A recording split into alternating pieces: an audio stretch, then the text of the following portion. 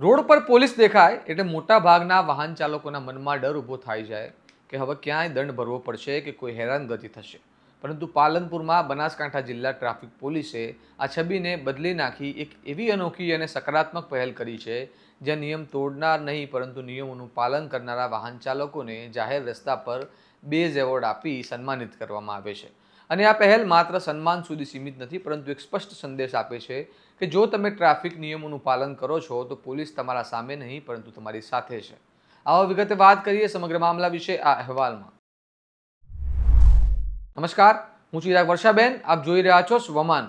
બનાસકાંઠામાં માર્ગ સલામતી માસની ઉજવણીના ભાગરૂપે પાલનપુર એરો સર્કલ ખાતે ટ્રાફિક પોલીસે એક એવું દ્રશ્ય ઊભું કર્યું જે સામાન્ય રીતે જોવા મળતું નથી. કારણ કે જ્યાં સામાન્ય રીતે પોલીસ દંડની કાર્યવાહી કરતી હોય છે ત્યાં આજે સીટ બેલ્ટ પહેરનારા, હેલ્મેટનો ઉપયોગ કરનારા અને વાહનમાં બ્લેક ફિલ્મ ન રાખનારા નિયમપાલક વાહન ચાલકોને રોકીને પોલીસે બેઝ એવોર્ડ આપી સન્માનિત કરવામાં આવ્યા. ટ્રાફિક પોલીસનું માનવું છે કે માત્ર દંડ અને કડક કાર્યવાહીથી જાગૃતિ પૂરતી થતી નથી પરંતુ સકારાત્મક પ્રોત્સાહન પણ એટલું જ જરૂરી છે, જેથી જે લોકો નિયમોનું પાલન કરે છે તેઓ પ્રેરણા બની શકે અને જે નથી કરતા તેઓ પણ પાલન કરવા તરફ વળે. સાંભળો ડીવાયએસપી કૃણાલસિંહ પરમારે શું કહ્યું. રોડ સેફટી મંથ જે જાન્યુઆરી 2026માં ઉજવવામાં આવી રહ્યો છે તે અંતર્ગત સામાન્ય રીતે આપણે જે ટ્રાફિકના નિયમોનું ઉલ્લંઘન કરતા હોય તે લોકોને આપણે દંડ કરતા હોય છે. જેમણે સીટ બેલ્ટ નથી પહેરેલો, જેમણે હેલ્મેટ નથી પહેરેલું, તે લોકોને દંડ કરવામાં આવે છે, જેનો ઉદ્દેશ્ય એ છે કે તે લોકો ટ્રાફિકનું નિયમ પાલન કરે.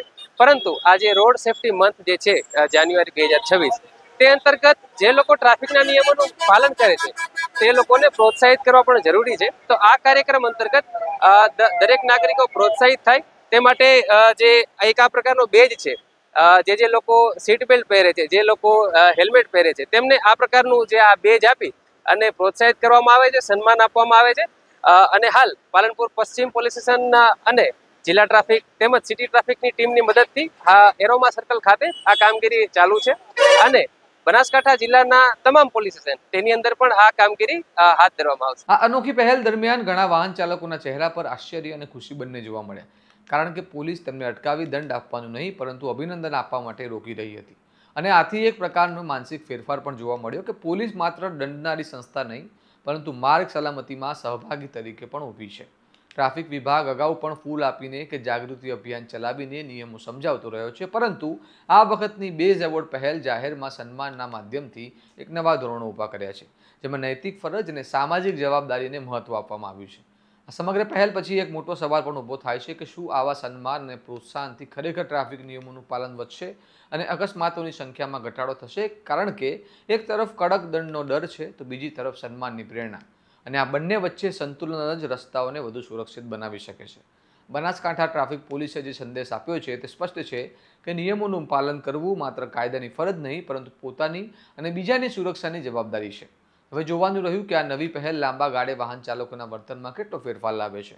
તમારું આ મામલે શું મંતવ્ય છે તેમને કમેન્ટ બોક્સમાં જરૂર જણાવો. સ્વમાની ચેનલને લાઇક કરો, આ વિડીયોને વધુમાં વધુ શેર કરો અને ચેનલને સબસ્ક્રાઇબ કરવાનું ભૂલતા નહીં. જોતા રહો સ્વમાન. નમસ્કાર.